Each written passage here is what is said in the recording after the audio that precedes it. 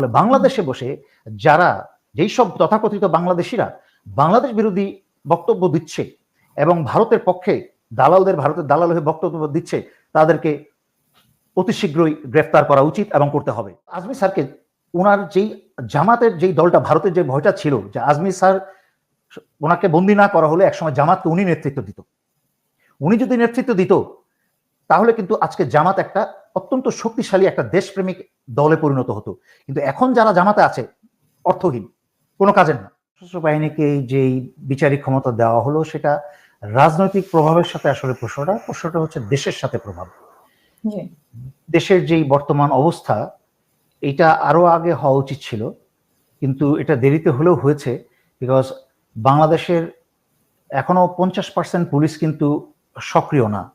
তার মাঝখানে যারাও সক্রিয়তায় আনা হয়েছে তারাও কিন্তু আসলে সক্রিয় কিনা সেটা বুঝতে হবে। কারণ এই পুলিশের মাঝখানে একটা বিশাল অংশই কিন্তু গোপালী এবং আওয়ামী পুলিশের অংশ রয়ে গেছে। তাই এখন সামগ্রিকভাবে দেশ একটা ভয়ঙ্কর অবস্থায় আছে। এই জন্য এই বিচারিক ক্ষমতা অত্যন্ত জরুরি ছিল, নাম্বার 1। নাম্বার 2 হচ্ছে এই বিচারিক ক্ষমতা বাংলাদেশ সশস্ত্র বাহিনীর জন্য একটা উত্তম সময়, তাদের পুরনো গৌরবকে আবার জনগণের মনে ফিরিয়ে নিয়ে আসা, সেই আস্থার জায়গায় ফিরিয়ে নিয়ে আসার একটা অপূর্ব সুযোগ। তবে একটা বাস্তব জিনিস হচ্ছে যে যেই কয়দিন গত 5ই আগস্ট থেকে বা তারও আগে থেকে সশস্ত্র বাহিনী যেভাবে মাঠে ছিল, সশস্ত্র বাহিনীর স্বৈরাচারী হাসিনার বসানো ঊর্ধ্বতন কর্মকর্তাদের কারণে কিন্তু দেশপ্রেমিক জুনিয়র অফিসাররা এবং দেশপ্রেমিক সৈনিকরা কিন্তু কাজ করতে পারছিল না ঠিক মতো। এবং এই বিচারিক ক্ষমতা দেওয়ার পরেও আমাদের উদ্যোগী দেশপ্রেমিক সাহসী অফিসাররা এবং কি বলে সশস্ত্র বাহিনীর সকল পদবীর সদস্যরা কিন্তু কাজ করতে চাইবে। কিন্তু আমার সন্দেহ হাসিনা রেখে যাওয়া ঊর্ধ্বতন কর্মকর্তা যারা এখনো সকল কমান্ডে, ডিভিশন কমান্ডে বিভিন্ন জায়গায় রয়ে গেছে, তারা তাদেরকে কতটুকু সক্রিয়ভাবে কাজ করতে দিবে সেটা আমার সন্দেহ। কিন্তু আমি মনে করি এটা সশস্ত্র বাহিনীর দেশপ্রেমিক জুনিয়র অফিসারদের জন্য একটা অপূর্ব সুযোগ। তবে আমার কিছু কনসার্নও আছে। সেটা হলো বাংলাদেশের ইতিহাসে কিন্তু এখনো কখনো বিচারিক ক্ষমতা সশস্ত্র বাহিনীকে দেওয়া হয়নি, এই প্রথমবার। তার মানে কি? তার মানে এই যে একটা ম্যাজিস্ট্রেসি পাওয়ার বা একটা জাজ বা বিচারকের ক্ষমতা, এই ক্ষমতাটা সম্পর্কে আমি জানি না এনবিসিতে বা এডব্লিউসিতে বা কোনো জায়গায় বিষয় আছে কিনা, পড়ানো হয় কিনা। যদি পড়ানো হয়েও থাকে তাহলে শুধুমাত্র সেটা সিনিয়র অফিসারদের জন্য। কিন্তু মাঠ পর্যায়ে যারা কাজ করবে, যেসব ইয়াং অফিসাররা, তাদের এই ব্যাপারে কোনো জ্ঞান নেই বললেই চলে। তাই সশস্ত্র বাহিনীর বিশেষ করে সেনা প্রধানের জন্য অত্যন্ত জরুরি দায়িত্ব হচ্ছে অতি দ্রুত 2 দিনের জন্য হলেও বিভিন্ন ডিভিশনে, সেনাবাহিনীর বিভিন্ন পর্যায়ে বা ফরমেশনে তাদের জন্য একটা ট্রেনিং কর্মসূচি বা প্রশিক্ষণ কর্মসূচি চালু করা, এই দায়িত্ব নিয়ে মাঠে নামার আগে।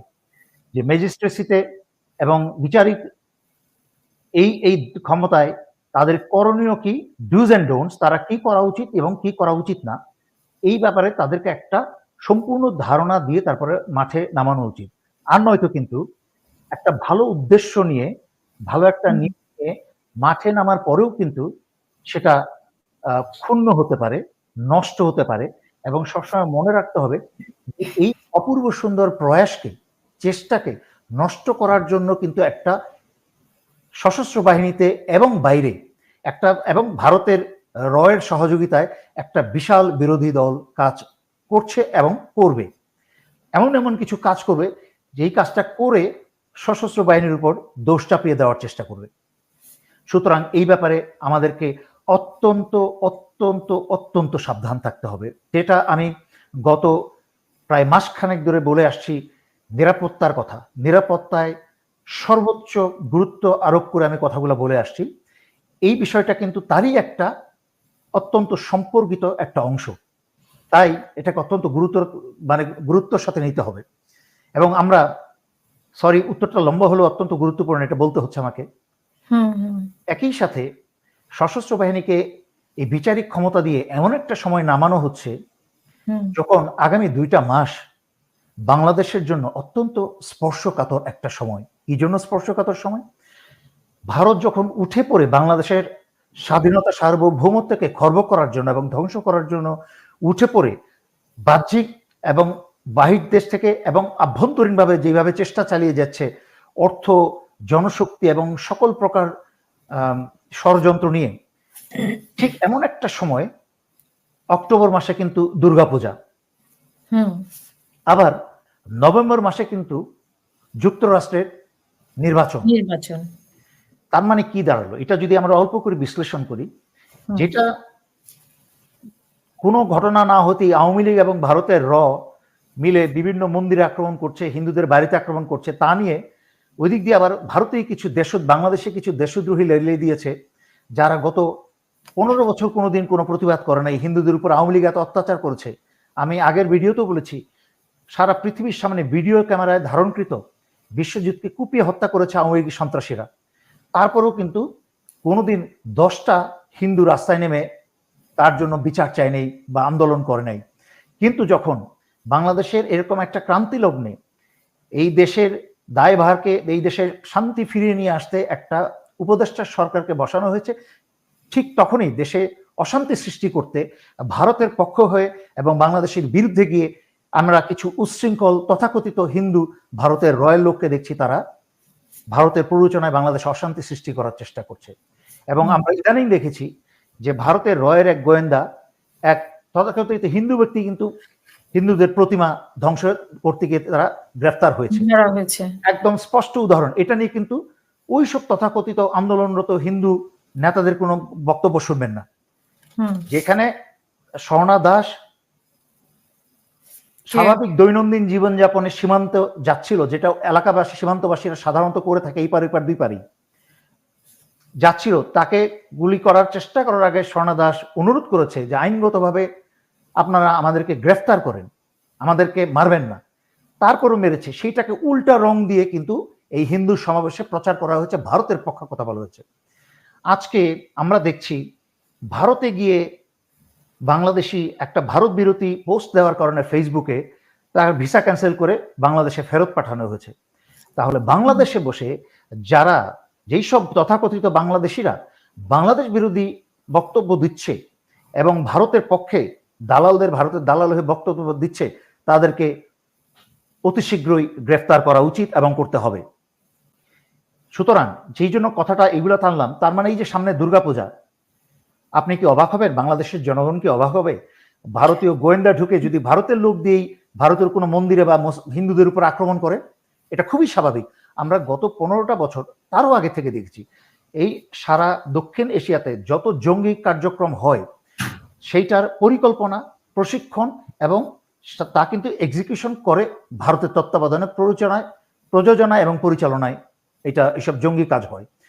এবং বাংলাদেশে গত 15টা বছর যত জঙ্গি কাজ হয়েছে সবকিছু ভারত এবং তথা স্বৈরাচারী শেখ হাসিনার তত্ত্বাবধানে হয়েছে। সুতরাং এই দুর্গা পূজাতেও একটা আক্রমণ হওয়ার, একটা বিশাল একটা দুর্ঘটনা ঘটানোর সম্ভাবনা অনেক বেশি। তাই আমি বলবো আমাদেরকে চোখ কান খোলা রাখতে হবে। শুধু চোখ কান খোলাই না, আমাদেরকে প্রত্যেকটা এলাকা ভিত্তিক সেই এলাকার মানুষ, কারণ এটা সশস্ত্র বাহিনীর পক্ষে সম্ভব না সারা বাংলাদেশের সব মন্দির পাহারা দেওয়া। আর পুলিশের জবাব, সেটাই বলি যে সর্ষের মধ্যে ভূত। তো ঘরের শত্রু যখন বিভীষণ হয়, যখন পুলিশের মাঝখানে থাকে ভারতীয় এবং আওয়ামী, তখন তো পুলিশের কাছ থেকেও ভালো কিছু আশা করা যায় না। তাদেরকে আরো 50 বছর লাগবে বাংলাদেশের জনগণের সেই বিশ্বাস অর্জন করতে। তাই প্রত্যেকটা এলাকার জনগণকেই, মুসলমানদেরকে এবং এই বৈষম্য বিরোধী ছাত্র সমাজ যারা আছে বা দেশপ্রেমিক যারা আছে, সোজা কথা, আমি আলাদা আলাদা করে বলার দরকার নেই, দেশপ্রেমিক বাংলাদেশি যারা, সবার যার যার এলাকায় নিজ নিজ দায়িত্বে এই দুর্গাপূজার সময়, আগের থেকেই দুর্গাপূজার সময় আপনারা মন্দির বা হিন্দুদের যেসব প্রপার্টি আছে এগুলো আপনারা দেশের স্বার্থে পাহারা দিবেন, যেন কোনো দুর্ঘটনা তারা ঘটাতে না পারে এবং আবার উল্টা বাংলাদেশকে দোষী না করতে পারে, এবং এই বর্তমান সরকারকে যেন তারা দায় চাপাতে না পারে।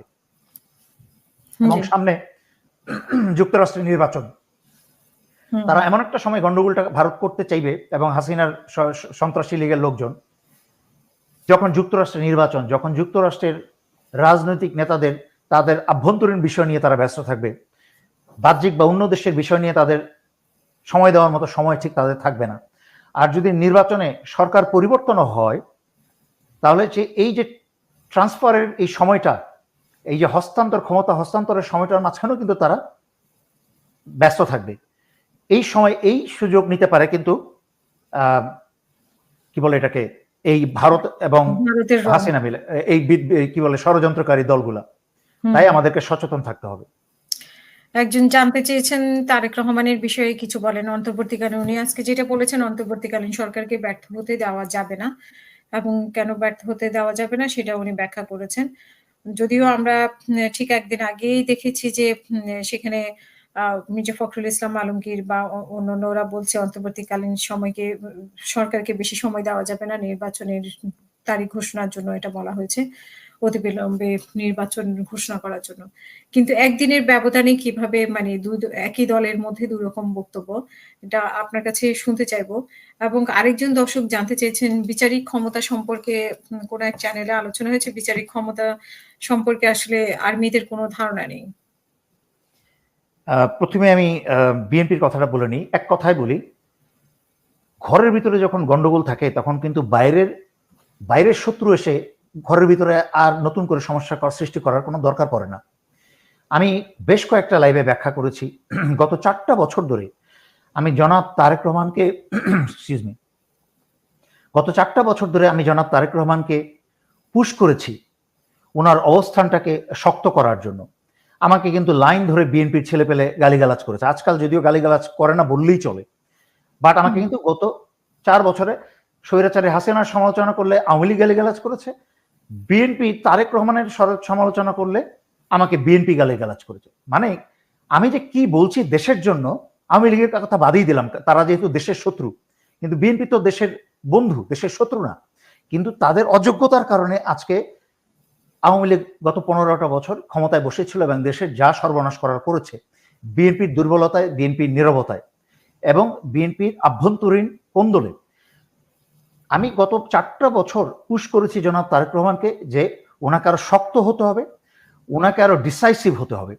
ডিসাইসিভ মানে হচ্ছে ওনাকে তড়িৎ সিদ্ধান্ত নেওয়ার ক্ষমতা থাকতে হবে, এবং উনি অত্যন্ত দুর্বল এই ব্যাপারে।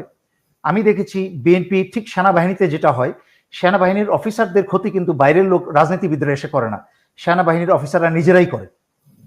তারা গিয়ে রাজনীতিবিদদের পায়ে পড়ে যায়, নিজেরা প্রমোশন পাওয়ার জন্য পা চেটে আরেকটা নিজেরই কোর্সমেট আরেকজনের দিকে আঙুল দেখিয়ে তার ক্ষতিটা করে দেয়। এই যে ব্রাদারলি ফিলিংসটা চলে গেছে, এই যে ব্রাদার্স ইন আর্মসটা চলে গেছে, একই কাজটা কিন্তু রাজনৈতিক দলে চলছে। একই দলের ভিতরে যে একটা ভ্রাতৃত্বের একটা সম্পর্ক থাকবে, তার থেকে বহু বছর আগে চলে গেছে। এই বিএনপির ভিতরেই ভারতীয় দালাল এবং আওয়ামী দালাল ভরা, উপরের লেভেলের নেতাদের 80%।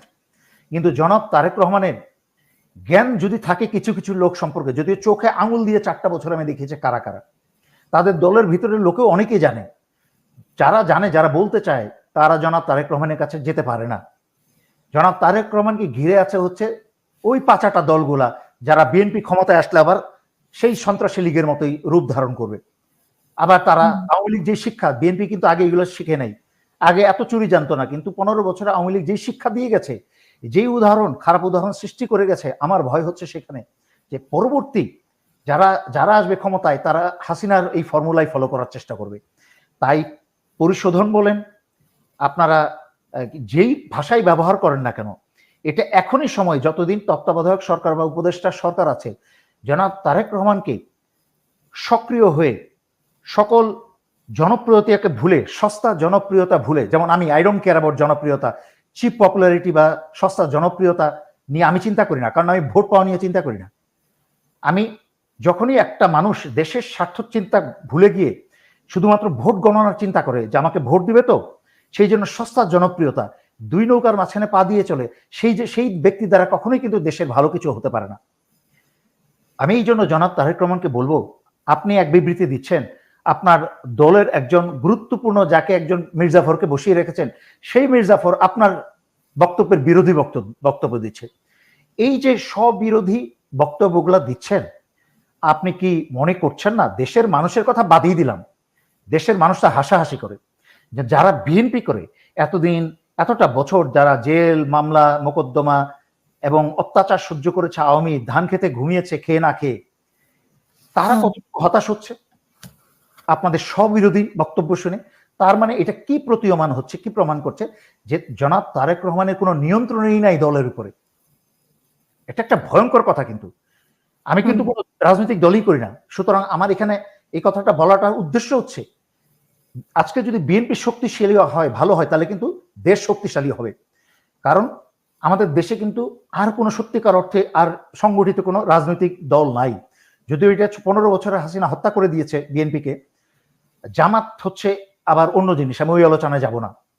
তাদের সেই রাজনৈতিক কাঠামোই নাই একটা দল চালিয়ে বা দেশ চালিয়ে একটা দেশ চালানোর মতো। এবং ওনারা সেই আগেও ব্যাখ্যা করেছে কয়েকটা লাইভে আমি, যারা জামাত বুঝতো, যাদের ক্ষমতা ছিল দেশ চালানোর এবং দল চালানোর, ভারত এবং হাসিনা মিলে তাদের সবাইকে ফাঁসি দিয়ে মেরে ফেলেছে। একজন বেঁচে ছিল, brigadier general Azmi sir. Brigadier general Azmi স্যারকে উনাকে গুম করে ওনাকে শেষ করে দিয়েছে। এই বেঁচে থাকা না থাকা একই কথা।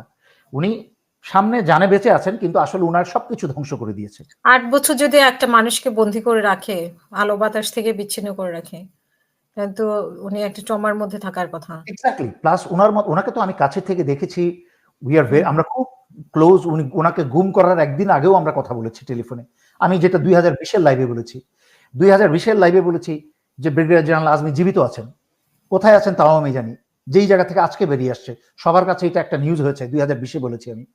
এবং শুধু তাই না, আমি বলেছি ব্রিগেডিয়ার জেনারেল আজমিকে কেন গুম করা হয়েছে এবং ব্রিগেডিয়ার জেনারেল আজমির উপরে কোনো শারীরিক নির্যাতন কেন করা হয় নাই 2020-এ বলেছি। কেন? কারণ ভারত ওনাকে বলেছে হত্যা করতে, কিন্তু বাংলাদেশের সশস্ত্র বাহিনীর অফিসাররা যারা যারা বদ শয়তান আওয়ামী লীগ করতো, সরকারের পা চেটেছে, তারাও কিন্তু আজমি স্যারকে শ্রদ্ধা করতো। আর বাকি তো বাদই দিলাম, সবাই শ্রদ্ধা করতো, সবাই আজমি স্যারকে পছন্দ করে, রেসপেক্ট করতো। যার ফলে আজমি স্যারের উপরে কেউ টাচ করে নাই, ওনার উপর আঘাত করে নাই কেউ ফিজিক্যালি। কিন্তু আজমি স্যারকে ওনার যেই জামাতের যেই দলটা, ভারতের যে ভয়টা ছিল যে আজমি স্যার ওনাকে বন্দি না করা হলে একসময় জামাতকে উনি নেতৃত্ব দিত। উনি যদি নেতৃত্ব দিত তাহলে কিন্তু আজকে জামাত একটা অত্যন্ত শক্তিশালী একটা দেশপ্রেমিক দলে পরিণত হতো। কিন্তু এখন যারা জামাতে আছে অর্থহীন, কোনো কাজের না। আমি একদম